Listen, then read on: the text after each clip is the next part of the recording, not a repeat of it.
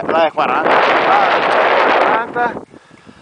Allora, partito d'Europa, tramite la Busancana, poi alla prima direzione a sinistra ho sfiorato il lago delle Bose e poi sono arrivato al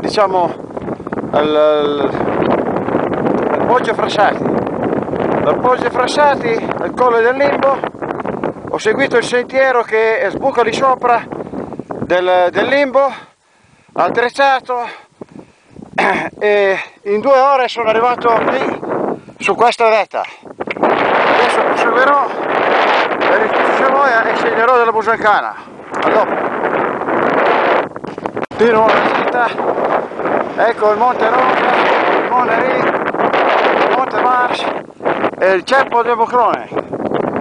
Allora, prima sono andato lì alla Croce, salendo su dal Limbo, e in 2 ore e 5 sono arrivato qui. Qui c'è lo spettacolo, oggi è velato, qui c'è il Ceppo del Bocrone 2340. Ecco, vediamo anche la valle, è tutta velata, il Monbarone.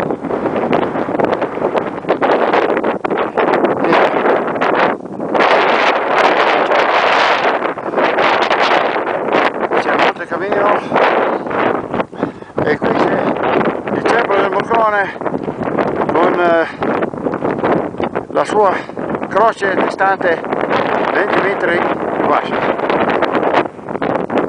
Monbarone, Monterù, Montevecchi, Rifugio Coda.